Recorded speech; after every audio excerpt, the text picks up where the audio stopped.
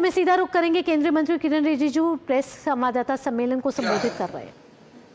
देश बड़ा है और इस देश में हर एक इंच जमीन अच्छी तरह से इस्तेमाल होना चाहिए। इसके लिए अच्छा कानून होना चाहिए, सिस्टम अच्छा होना चाहिए और हमारा देश का जमीन हमारा देश के गरीबों के लिए काम आना चाहिए।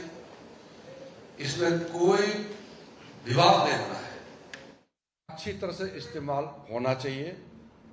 इसके लिए अच्छा कानून होना चाहिए, सिस्टम अच्छा होना चाहिए और हमारा देश का जमीन हमारा देश के गरीबों के लिए काम आना चाहिए। इसमें कोई विवाद नहीं होना है। दुनिया का सबसे ज्यादा वक्फ प्रॉपर्टी हिंदुस्तान में है। 9,70,000 से भी ज्यादा 9,72,000 से ज्यादा वक्फ संपत्ति हिंदुस्तान में है, लेकिन हिंदुस्तान के गरीब मुसलमानों के लिए कोई काम नहीं आ रहा है। काम नहीं आ रहा है वो एक बात है, लेकिन उसका दुरुपयोग, मिस यूज, वक्फ संपत्तियों को कब्जा करके जो लूटे जा रहा है, यह भी एक चिंता का विषय है। तो जब वक्फ बिल को संशोधन किया, मुख्य हमारा दो लक्ष्य हैं। गरीबों को, गरीब मुसलमानों को फायदा पहुंचाना, जिस लक्ष्य से वक्फ प्रॉपर्टी बनाया गया है उसका अंजाम दिलवाना और फिर उसको जो लूटा जा रहा है, मिसयूज किया जा रहा है, उसको भी रोक लगाना। ये दोनों हमारे लिए बहुत जरूरी है। इसलिए नरेंद्र मोदी जी का सरकार गरीबों के लिए समर्पित सरकार है और उसमें जब हम गरीब, देश का कोई भी गरीब हो, चाहे वो मुसलमान हो, चाहे हिंदू हो, सिख, ईसाई, पारसी, बौद्ध, जो भी हमारा इस देश का गरीब है, हमारे लिए वो प्रायोरिटी है, प्राथमिकता है। इसलिए जितना भी कोशिश कर ले, हम अपना गरीबों को हक दिला के हम लोग छोड़ेंगे। इसीलिए नरेंद्र मोदी जी को इस देश के लोगों ने तीसरी बार प्रधानमंत्री बनाया है। हम चुप नहीं बैठ सकते हैं। गुमराह करने के लिए इन लोगों ने सबसे पहले झूठ का सहारा लिया और मुसलमानों को बताया कि आपका कब्रिस्तान और आपका दरगाह छीने जाएंगे, मुसलमानों का संपत्ति छीनेंगे। इससे बड़ा झूठ क्या हो सकता है? ये जो बोल रहे हैं हिंदुस्तान का कानून का नहीं मानते हैं, या इतना बड़ा झूठ बोल रहे हैं। आप बताइए, ये देश कानून से चलता है, किसी का प्रॉपर्टी ऐसे आप छीन सकते हैं क्या? किसी का मस्जिद को कोई ऐसे छीन सकते हैं क्या इस देश में? तो इस तरीके से छोटा छोटा झूठ, जो बहुत नीचे स्तर का झूठ, जो कहना ही नहीं चाहिए, ऐसे सोचना नहीं चाहिए, इस प्रकार का झूठ इन कांग्रेस, कम्युनिस्ट पार्टी और कांग्रेस के कुछ साथियों ने लोगों को गुमराह करने का कोशिश किया। हम लोग ने क्लियरली कहा है कि वक्फ संशोधन अधिनियम ये न्याय देने के लिए है, गरीब मुसलमानों को इंसाफ देने के लिए है, छीनने के लिए नहीं है। गरीब मुसलमानों का हक को छीना है कांग्रेस पार्टी और वक्फ बोर्ड के लोगों ने, मुतावाली लोगों ने, और जो मुसलमानों का कुछ ठेकेदार लोग हैं, इन लोगों ने लूटा है, छीना है उन लोगों ने। नरेंद्र मोदी का सरकार जो छीना गया वक्फ प्रॉपर्टी को फिर से गरीबों के लिए देने के लिए कानून बनाया है। तो ये उल्टा कह रहे हैं। इसलिए हमने जो तब प्रावधान किया, इसमें ट्रांसपेरेंसी लाएंगे, वक्फ प्रॉपर्टी का मैनेजमेंट में अकाउंटेबिलिटी लाएंगे, हिसाब किताब पूरा पोर्टल, सेंट्रलाइज पोर्टल होगा, एक एक संपत्ति वक्फ का हिसाब किताब देना होगा, मैनेजमेंट प्रॉपर होना होगा और डॉक्यूमेंटेशन होना होगा। पूरा प्रॉपर डॉक्यूमेंटेशन से वक्फ प्रॉपर्टी चलेगा। इसलिए एक एक मैं प्रावधान को अभी नहीं बताऊंगा, क्योंकि आप लोग ऑलरेडी मालूम है और कई बार हम लोग चर्चा कर चुके हैं।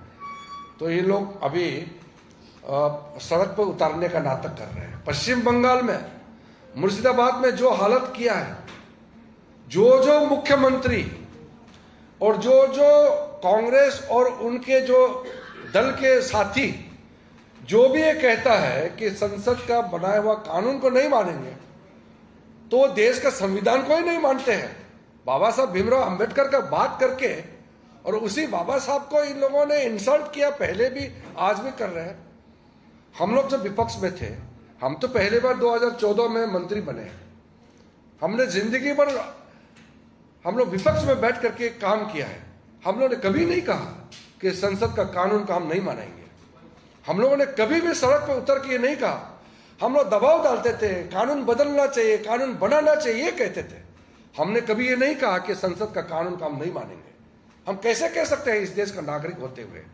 इसलिए ये लोग जो काम कर रहे हैं, ये देश को बहुत नुकसान पहुंचाने वाले हैं। और ये गलत फहमी में ना रहे, मुसलमानों में भी बहुत बड़ा वर्ग के लोग, लाखों लोग आकर के प्राइम मिनिस्टर मोदी जी को धन्यवाद दे रहे हैं, थैंक यू बोलने के लिए आ रहे हैं।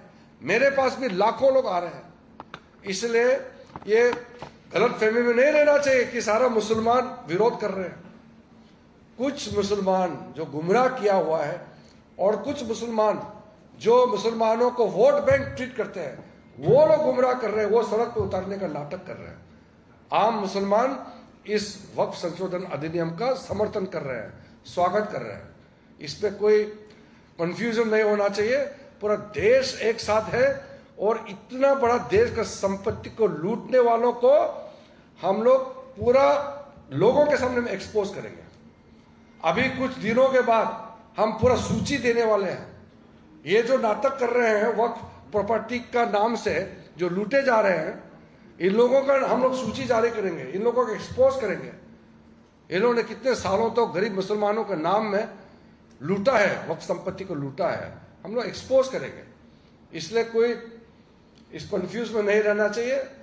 पूरा हिंदुस्तान एक साथ है और हमारा सरकार ने जो काम किया है, मोदी जी ने गरीब मुसलमानों के लिए इतना जो बड़ा कदम उठाया, इसको हम सही तरीके से इंप्लीमेंट करेंगे। मैं खुद संबंधित मंत्री, सेंट्रल वक्फ काउंसिल का चेयरमैन भी मैं खुद हूं और हम इंश्योर करेंगे कि हर एक वक्फ संपत्ति, लाखों करोड़ों इस संपत्ति से पैसा आएंगे, वो गरीब मुसलमानों को फायदा होना चाहिए, इसका भी सुनिश्चित करेंगे। पहले हम लोग अभी रूल्स बनाएंगे, एक्ट बन गया है, अभी रूल्स ड्राफ्ट वगैरह करके उसके बाद हम स्टेट गवर्नमेंट वक्फ बोर्ड को भी केंद्र से, हमारा वक्फ सेंट्रल वक्फ काउंसिल की ओर से जो भी दिशा निर्देश और कंसल्टेशन जो कदम करेंगे, और ये ऐतिहासिक जो 77 साल तो जो इंसाफ नहीं कर सका, नरेंद्र मोदी जी का नेतृत्व में ये इंसाफ देने का काम किया है। मैं इसको बहुत बड़ा क्रांतिकारी उपलब्धि मानता हूं। और मैं अपने मुसलमान के जो समुदाय के बीच में जो गरीब तबके के लोग हैं, जो कमजोर वर्ग है, महिलाएं हैं, उनको मैं अभिनंदन करता हूं। ये उनको बहुत फायदा होने वाला है। धन्यवाद।